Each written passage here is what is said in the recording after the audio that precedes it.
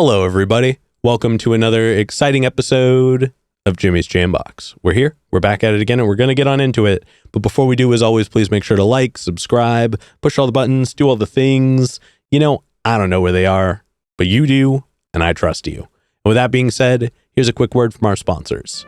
Organic herbs and botanicals, skincare and edibles, wellness for body and mind. The Brothers Apothecary. Fine teas and remedies.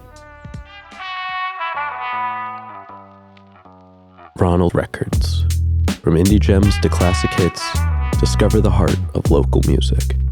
With live shows all the time, up close and personal, and regular releases on their in-house label. Ronald Records. Supporting the community, one track at a time. All right, thank y'all so much for watching. Again, shout out The Brothers Apothecary, Ronald Records, and Portland Water. Thanks for keeping us hydrated. And with that being said, let's go ahead and get on into it. Here is today's guest. Hey, this is Jeremy Famà. Hello. What's up, Jimmy? Thank you so much for joining us. Thank you. Yeah, why don't you tell us a little bit about, who you are, where you're from, what you do. Give us that Tinder profile of your involvement with music. Tinder profile. Okay. I've never used Tinder, so what's involved in the profile? Just short bio. Oh, okay. Yeah. Okay. Let's see. I'm originally from Maryland, and I moved to Central Coast, California, lived there for a little bit, and I moved to Portland in 2015. Okay. Yeah, just been involved in music my whole life. Honestly, I've just been a musical person. What got you started in music initially? Just singing with my mom, honestly. Okay. Did she play as well, or was she a singer? Yeah, she was a singer. She sang in a band when she was younger, but she just loved to sing. And listening to the radio with her and singing harmonies, and her teaching me how to sing harmonies, and gotcha. Yeah, that's pretty much the beginning. And so, when did you take the steps into more of creating music? Creating my own. Let me see. I think it was probably 13 or 14. I started just writing and kind of singing those words along to songs that already existed, you know? Making your own mixtape? Yeah, I guess so, yeah. And just expressing myself through singing was just really therapeutic and just felt good. So it made me want to write, and it made me want to create. But I started writing songs with a band in high school as a lyricist and a vocalist. Yeah, I was maybe 16. Gotcha. What was the band called? That was called Nero. Nice. Okay. But my first band was called Small Town Echoes. Ooh, yeah, good name. Good name. I thought so too. Hell yeah. I was a drummer in that band. Yeah. Oh, cool. So do you play other instruments as well? Gotcha. What are some of the instruments you could play as a member of the band, I guess? I'd say drums, vocals, trumpet, depending on what kind of trumpet they're looking for. Gotcha. Yeah. Okay. So you're here just playing ska all day, I imagine. I do like ska, but never been in a ska band. Fair enough. Yeah, more on the jazz side. Oh, okay. Yeah. So no, I'm kidding. They're both valid genres. Now, before we get into more of what you do in the present day, I do have a couple foundation questions I like to check in with everybody on. Okay. And this first one is one we ask early, it's one we ask often, and it's definitely a crowd favorite. What was the first album you ever bought with your own money? There was two. I can't remember which one it was, but it was either Dookie by Green Day. Okay. Or Soundgarden's Super Unknown. Oh, hell yeah. Yeah. I mean, both quality first choices. Oh, fuck yeah. What gravitated you towards those as your first purchases? Growing up in the Maryland, DC area, there was 99.1 WHFS. Now is the alternative rock grunge radio station. So yeah, I was just obsessed with just that era of music, Collective Soul and Green Day, and just, I don't know, the list goes on. Oh yeah. Oh yeah. And then what was one of the first live shows you ever went to that was like specifically one you wanted to go to? So like you saw what was happening, you got the tickets, you went to it. Yep. I went with my mom. Oh, nice. Shout out moms. Dude, she was the best. And my mom took me to Ozfest, so cool mom. The show loves moms. Cool mom. Big fan. Hell yeah. But I'm sorry, back to you. No, it's all good. So we went to see Eve 6. Oh, okay. And that was in 1999. Nice. It was at Western Maryland College Amphitheater. And it was like $10, like 10 or 15 bucks. Okay. College shows often always played that pocket where they're like, hey, we just need to spend our budget, but we have to charge a ticket price.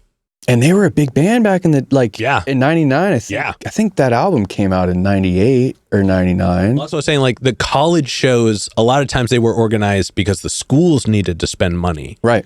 So they didn't need to make a violent amount of money. So right. They were just like, we'll make this cheap. We just have to do it. Yeah.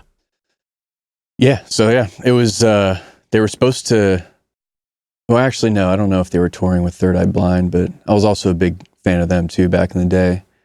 But yeah, I got the shirt, and just that whole experience of like being there, hearing them on the radio, seeing that they're real people, getting the shirt, and just that whole experience was just really formative for me. I was just kind of like, wow, like it wasn't for me like this is what I want to do just yet, but I was just like, okay, this is a world. I need more of this, Yeah, hell yeah. Well, that's rad. Yeah. And then before we officially get into the now, do you have a defining moment where you decided you wanted to take music more seriously? Yeah, I think I was living in California. I moved from Maryland and was there in like 2015, 2014, right before I moved here to Portland. Well, Pacific Northwest area. My mom, she passed away. And she took her own life, and it was pretty hard, and it was something I still deal with in certain ways today. But she was so supportive of me as a musician and an artist, and she used to work in an art gallery. My very first show was going to see tenor saxophone jazz legend Buck Hill in the DC area. He used to play at this art gallery that my mom used to work at. Oh, cool. And so she exposed me when I was 3-5 years old. So she was just a music person and an art person, and she always wanted me to pursue it. And when she passed, I just bought a car, and I planned on living in my car and just like stripping everything down and just being a street musician in Portland. And I was kind of like, I don't know where this is going to go. I just want to do it because I want to just be a musician, and I don't want to have to struggle to pay rent. Yeah. My mental health was just stretched thin from my mom passing, and also just the state of the world, capitalism pretty much in a nutshell. Just, yeah. So it was definitely her passing was definitely a blessing in disguise, and she was suffering for a long time. So it was nice to know she wasn't in pain anymore. A lot of complicated emotions. Yeah, that's a lot of layers to that. Yeah. Well, I appreciate you sharing that with Of course, yeah. Now let's go ahead. We're going to get on into more of the present day. Okay. We are going to get what I'm sure is a very easy one out of the way, but I ask everybody, how did you pick your artist name? Oh, okay.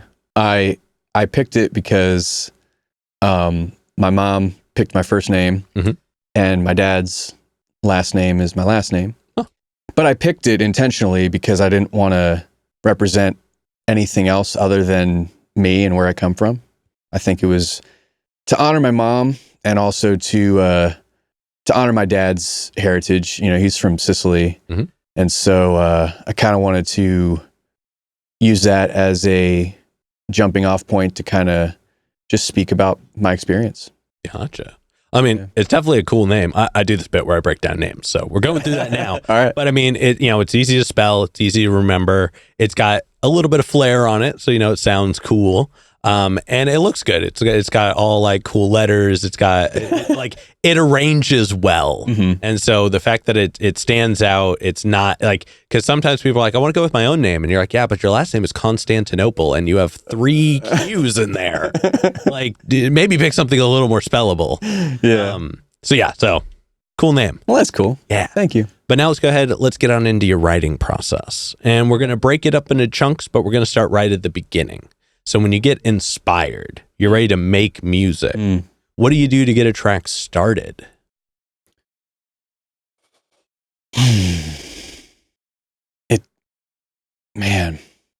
It's different every time. I don't have a formula. I don't have a process. Well, I have a process, but I don't have a formula. Yeah. It's different every time. To get started, I have to, like you said, to be inspired requires me to just kind of wait. I try to make things happen, and they just don't turn out well. And I'm also not inspired by them when I look at it, after it's done, after I tell myself to do something.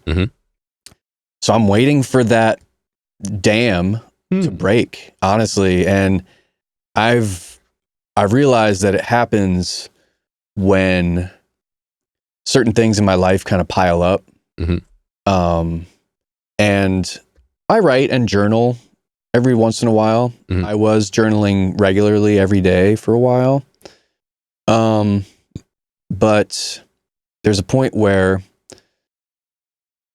it feels like it's not me. It feels like it's not my logical thinking brain. It's definitely more of my heart, my emotional, my soul. And it starts just by writing it down with words. But sometimes there's a melody that's just in my head and I have to get it out. Yeah. Like with one of my songs, it was just a trumpet melody originally. Or I'm sorry, it was a banjo melody. And I don't even play banjo. I just happen to have one. Fair. I was caretaking for somebody, and she had a banjo. So I worked it out on there, and then wrote the words. And then later, I didn't have the banjo anymore. So I was like, oh, that'll be a cool trumpet lick. And so I turned that melody into a trumpet sort of motif. Yeah. And that became Smoky Mirror, which is like one of my latest. Oh, nice. Releases, yeah. We're definitely going to talk about that one in a little bit. So that's cool. That's cool. Well, thank you so much for sharing that. Yeah, man. When it comes to the words, are you, I assume, pen and paper? Are you putting them in a phone? Are you like, do you just freestyle everything? Are you one of those? Like, I have freestyled stuff and repeated it on a walk. I'll just repeat it over and over so I don't forget it, and then go home and write it down. Okay. So I freestyle it at first, and it becomes more formal. But yeah, pen and paper. I use notebooks, spiral bound, and I recently have been writing on my phone for the first time ever. Interesting. Just because I felt the speed of it. Yeah. It's so much more immediate, and it no matter how many pages you have, it doesn't get bigger or smaller in space that's usable. True. So I get it. I can't type fast enough, like as fast as my like brain goes. But the double-edged sword for me is that my handwriting is atrocious. So I can write as fast as I can think, but if I can read it, anybody's game. Yeah. I always appreciate when anybody can do that. Yeah. And then once a track gets finished writing, so you're ready to start memorizing it and getting it out there, how long does it usually take you to feel comfortable enough to perform a track? That also is different every time. Yeah. When I'm done a song, I usually want to perform it as soon as possible, just because the energy and the excitement and the newness of it makes me want to share it while it's fresh. And so I think, I don't know how long it would take, but there's definitely a memorization that I just drill it. Like I'll just, go to the woodshed, so to speak, and just like drill the song until I know it. But then there's the emotional layer. It's like, do I feel like expressing this sort of thing right now? Because most of my songs are personal, and if I'm not feeling a certain topic, then I won't do it. But at the same time, it'll still be memorized. Yeah. So it'll be memorized, and then I'm just kind of like waiting to like spring it on the right moment, I guess. Yeah. I got you. And that makes sense. Yeah. I mean, actually, that segues well. Let's go ahead and we're going to talk about some of your music. Okay. So I hopped on Bandcamp. Oh, nice. Seems to be where it's primarily located, and you've got music going all the way back to 2015 on there. So you just hit a decade of music. Congratulations! Jeez. Yeah, isn't that cool? That is, that's kind of funny. 10 years as a recording artist. That's rad for most stuff. Well, I mean, it started at 15. Now it's 25. So there's stuff in the middle. There's stuff in the middle for sure too. There's stuff before. Yeah. God, I assume that's not on Bandcamp? No. Okay, I was going to say, I can only dig so far for anyone right. today, but as far as the experience of knowing how to do it and like getting in the groove of, take after take. And, there's steps you have to take to become a recorded artist, for sure. Fair. For sure. Definitely. But nonetheless, 10 years of music, and it's all solid. Big fan. I went through and checked out as much of it as I could. And I like how, obviously you are very much an acoustic guitarist, you are a singer, you are a songwriter, but you have range. Each of your songs has its own flavor to it. There's kind of and there's often like a story or a narrative. There's purpose in your music, which I really appreciate. And I did go back to your very first album, Riverhawk at the Rat Palace, which is a rad name. And that one's fun. It's like, it's like a really cool mix of like proper rock music, just, horns out, distortion on, we're going for it.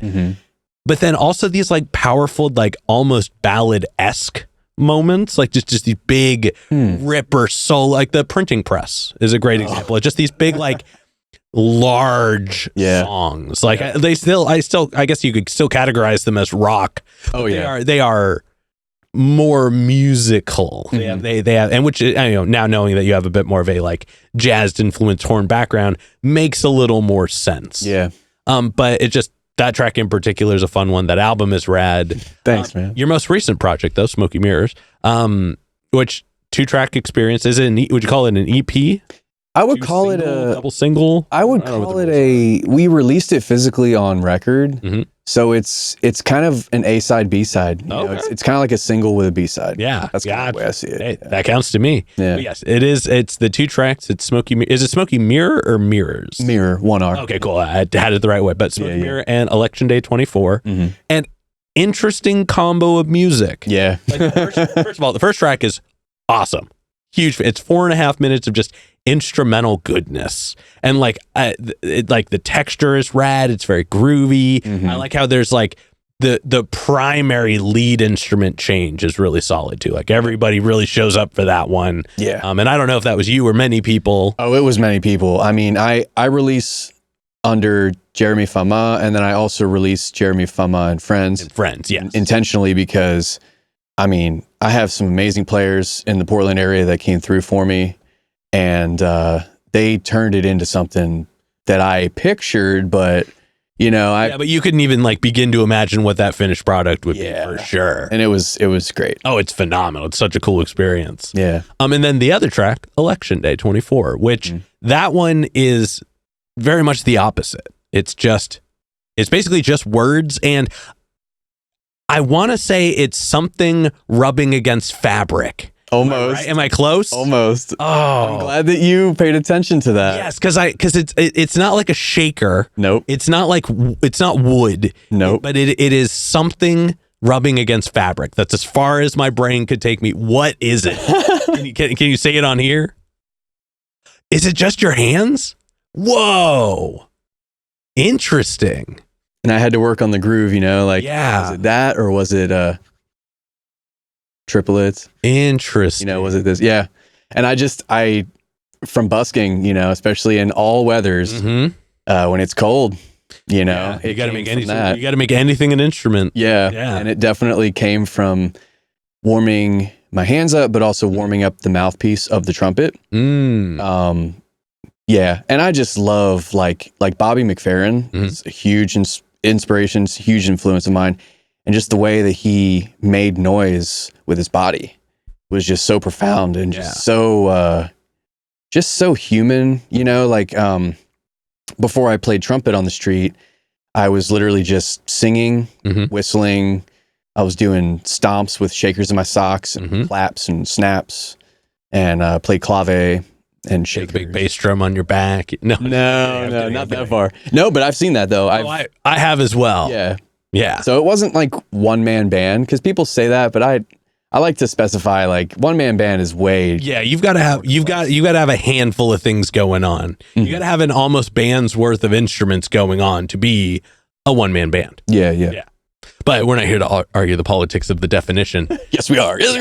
But thank you for sharing all that. Yeah. Now I am curious to know, out of all the music you have available, what are some of your favorite tracks to perform? There's one recently that's it's called "The Will to Communicate," and it's a solo guitar vocal song.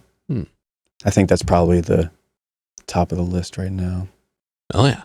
Well, y'all know which one to check out when you see him live now. Now I want to take a moment and zoom out. I want to look at more music as a whole. Okay. What are you listening to? What are you just taking in as a music consumer? Yeah. I really love Triple Lutz, Portland band, Triple Lutz. See them live. They will knock your socks off. They are very just fast, frenetic, energetic punk rock, very... very queer, very angry, but fun. And they just, I saw them at the Commonwealth Skate Park on Hawthorne, and there was a whole bunch of bands, but that one, I got their t-shirt. Oh yeah. Because it's a badass t-shirt, really good logo. And they are phenomenal. You should listen to them. I also love Farnell Newton. He's a Portland trumpeter. Yep. Everything that he's involved in. I just saw him with the Portland All-Stars, or I'm sorry, the St. John's All-Stars, which is their band they played at the St. John's Bazaar on the parade day. Tyrone Hendricks was on drums. Farnell was on trumpet. There's a whole bunch of other people playing with them. So yeah, I love listening to Farnell. Let's see. I mean, the other day I just listened to Super Unknown, Soundgarden. Oh, hell yeah. I love those albums. Yeah. They just still mean so much to me. And there's a feeling that some music, I'm literally getting goosebumps now talking about it, and just brings out the tears, brings out the joy, brings out I'm actually able to just kind of stop and just not think and just feel and listen to the music. Yeah. There's something to be said for, like, as time progresses, like, you can't have those songs when you're like 12. You know what I mean? Like not to say you can't have songs that are impactful, but like there are some songs that you have to have listened to for 20 years to like build these extra layers onto. But what I think is cool is that nobody writes a song with that intention. Like, nobody writes a song going, I hope that Jeremy cares about this song in 20 years the way that it means to me right now. You know what I mean? Like, so I always think it's really special when people like have those songs that have like stood through the sands of time alongside them, because those are the ones that like really, I think, define us later on in life. Yeah, definitely. Yeah. Sorry, that was just me tangenting on my own there. No, I'm glad you did. No, this is a conversation. I'm glad. But now, actually, that segues well. This next question is probably the densest question in the interview. Okay. But we've talked about your experience with music, the actions, the reactions. But when it's just you and music, one-on-one, what does music give back to you?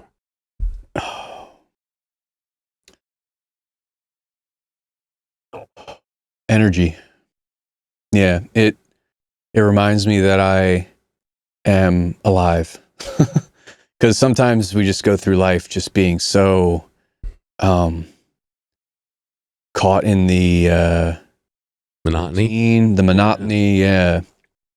And there's this life force that we are a part of that has existed way before us and it's going to exist way after us. And music is a communication and a conduit, and it's also partially unknown, you know. It's just it's so cool how it lives in so many different realms, and the mystery of it is really intriguing to me. It just gives me it gives me everything. Yeah, I mean, it's kind of like, I don't know if it's cliche. I don't even care. It just does. It's honestly everything for me. Yeah. And I love doing it for and with people. Mm-hmm. That's a big part of it. And a lot of people in my life have made it happen for me. I couldn't do it by myself. Mm-hmm. But at the end of the day, it's just, things, even songs in your head. You don't even have to make the music, Yep. like just having it in you, just having it in. And so the expression of it is just a whole nother level. Yeah. But at its conception, at its essence, I think that's kind of where it's the most important for me. And that's where it comes from for me. I think that's kind of where it starts to give back to me, because it's so foreign and unknown that it's just like, I guess it's somewhere out there, It's wild to me that you would say it's like a foreign and unknown aspect in some realm for somebody who has been so actively passionate about music since such a young age. So and that's why, because it's your preconditioned self. Yeah. When you're that young, you're just soaking it up. It's not even question. It's just acceptance. And since it's not questioned, what is it? Yeah. You don't know what it is. And even by the time you got to the point where like question often takes over the mind, as we, it happens as we get older. It was probably so commonplace in your existence that it bypasses that. Like, and now you're able to question it without like destroying the concept. Now you're able to use the power of question in a way to enhance. And I think that's really special. Oh, wow. That's cool.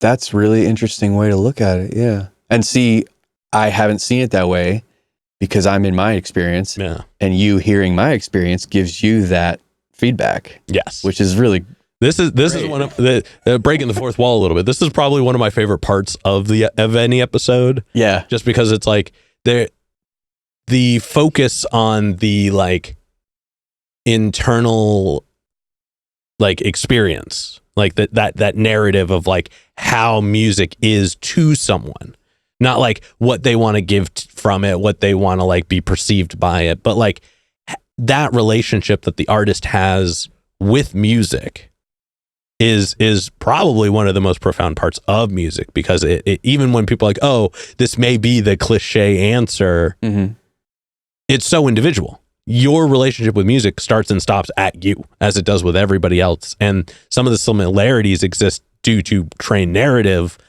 but the experience is still so singular that it's always enjoyable to me to be able to hear everybody's perception of the meaning of music to them. Wow. Yeah. Yeah. And I bet from your perspective, that's really cool. It's so much fun. It is so much fun. It's kind of like, it's what I always want to know from everybody. Yeah. In me, like every time I've ever seen somebody like perform or like known somebody famous or like just knew of somebody who's like music, I like really respected. Like the only thing I wanted to know from every single one of these people has always been, what is music to you? Like how do you see music? How do you experience music? What is it like through your lens? So you just inspired me to share something. No, please. So I'm sure you've heard of Sun Ra. Can you explain it for those who don't know? Oh my goodness. Okay. So Sun Ra, he's a jazz visionary, to say the least. He started, I think, in the 40s or 50s, and he had a really, really long career. Very avant-garde free jazz. He's got, he had a long-standing, rotating cast of musicians that played with him. The orchestra. So it's Sun Ra and his orchestra and many different names, many different lineups. So there's a bass clarinetist named Mike Watson that played with Sun Ra, and he just so happened to be coming through Portland and played at the Workers Tap, which is like a very small venue, and he came through to do kind of like a clinic and a talk about music and just to play, and he invited people to come and jam. And so I brought my trumpet. Whoa. Like with my arm shaking, but something he said that's really sticks with me. He plays with Marshall Allen, who he's 100 years old. Oh, he's still playing. Damn. And he played with Sun Ra also. And so Mike learned from Sun Ra and Marshall that you just have to do this. And he literally you just got to let it go. And just that kind of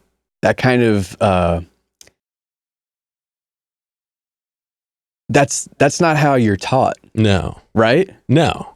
Well, formal training or whatever. Yeah. And that's something that you feel and you learn, and you foster in the same way that you can learn music theory and write it down. You can, but there's something that's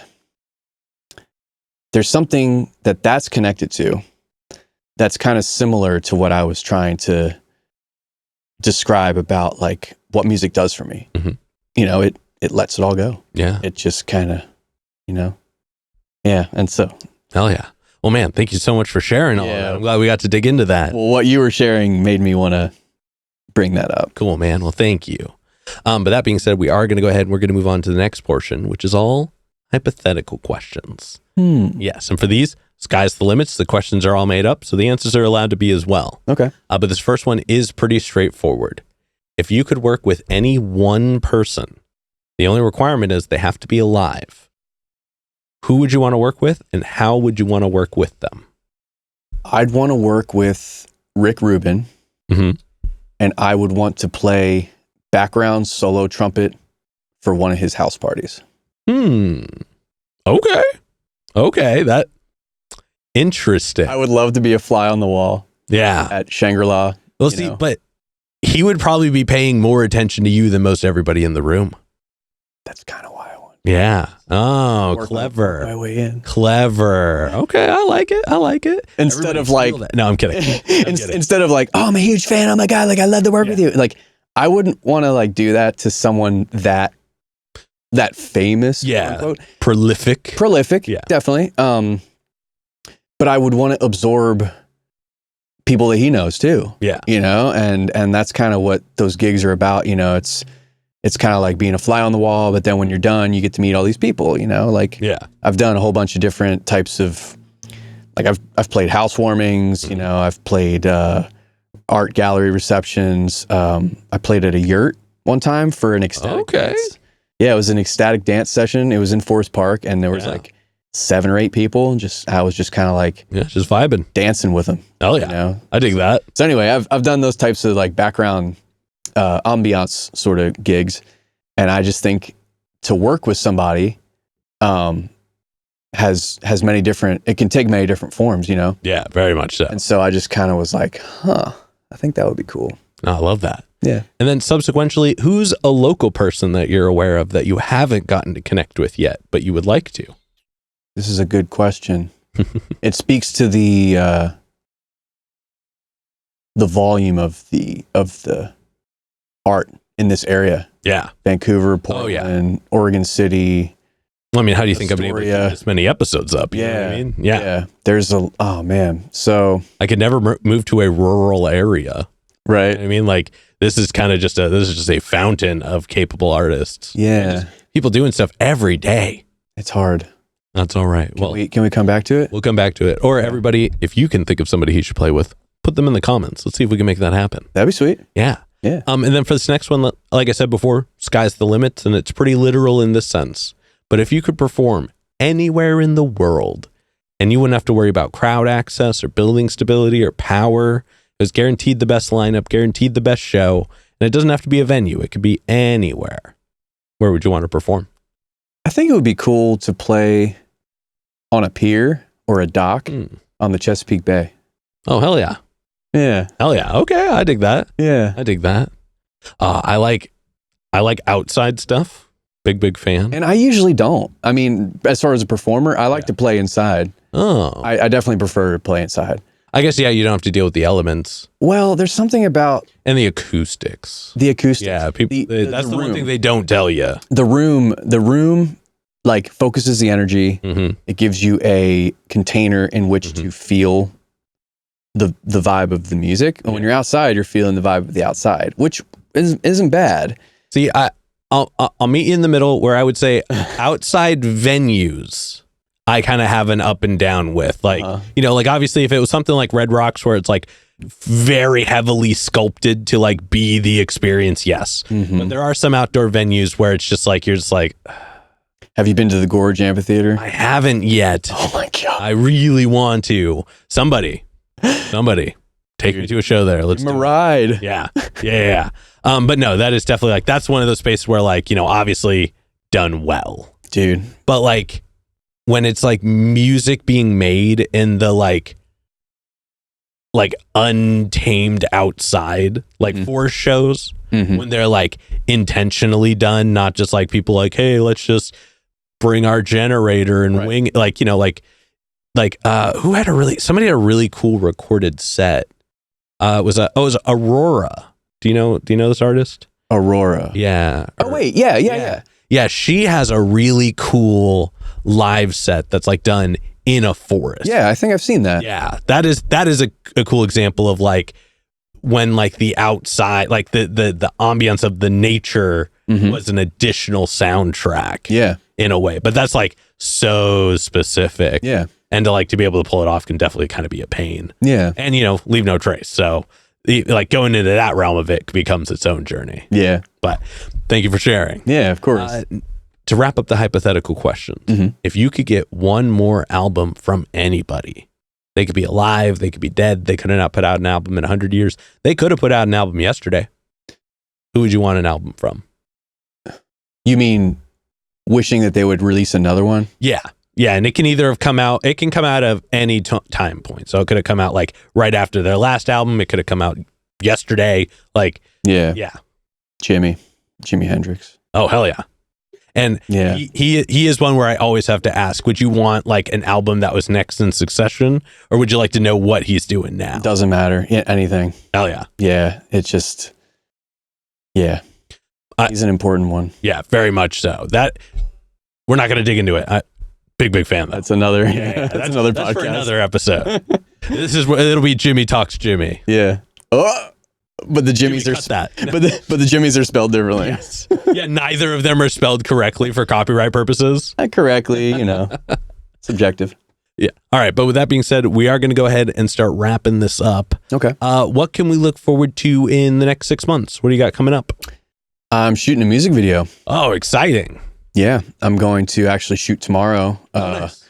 Yeah, I'm doing the B-roll, and then in a week from tomorrow, I'm shooting at Dragonfly Coffee House. Big shout out to Northwest Thurman Dragonfly Coffee House. It's like one of my almost daily spots. It's in my neighborhood, and I talked to the owners, Marty and Katie, and they're allowing us to film. So yeah, we're going to film the song in there, and then we're going to do B-roll tomorrow just throughout the city. Yeah. In Portland. That's exciting. Yeah. For this next one, then go and look straight at your camera. Tell everybody how they can find you. You can find me on the street playing the trumpet most times, Northwest 23rd, downtown, in the Pearl, sometimes on Hawthorne. You can also find me on the interwebs. I use the IG pill. It's the Instagram.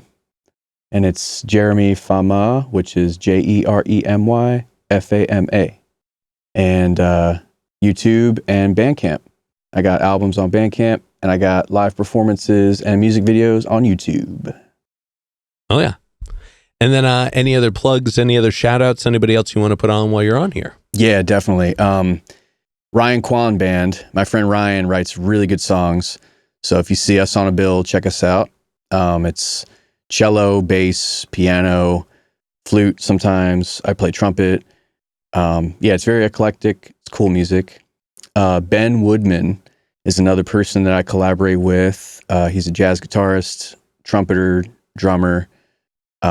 We've done jazz duo sets together, and he also does a whole bunch of different projects in the jazz and kind of jam electronic sort of world.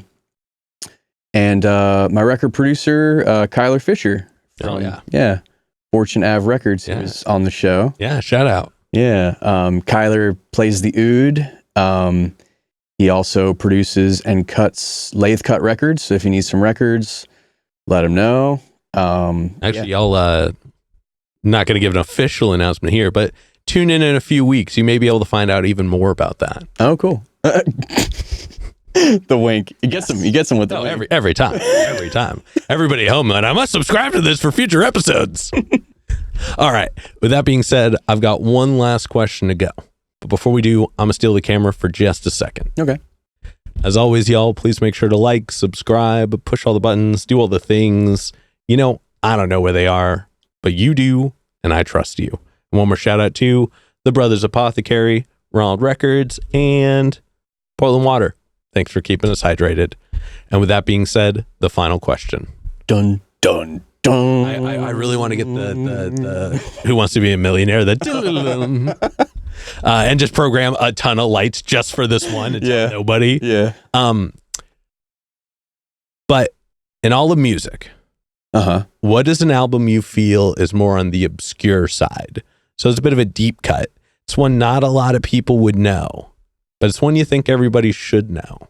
So it's not too obscure for fans of Fish, but A Picture of Nectar by Fish. Yeah. Oh yeah. That is it's an exceptional album. It's got every kind of vibe that band brings. Mm-hmm. You know, it's got the jazz, it's got the funk, it's got the quirkiness, it's got the seriousness. A Picture of Nectar by Fish. Hell yeah. Thank you for that rec. Yeah. With that being said, we're going to go ahead and wrap this up. Thank you so much for joining us today. Of course, dude. Thanks for having me, man. Yeah. This is a lot of fun. Yeah. And this has been another exciting episode of Jimmy's Jambox. I'm Jimmy. I'm Jeremy. And we're signing off. Later, y'all. That's a wrap. This is not a podcast. This is a show.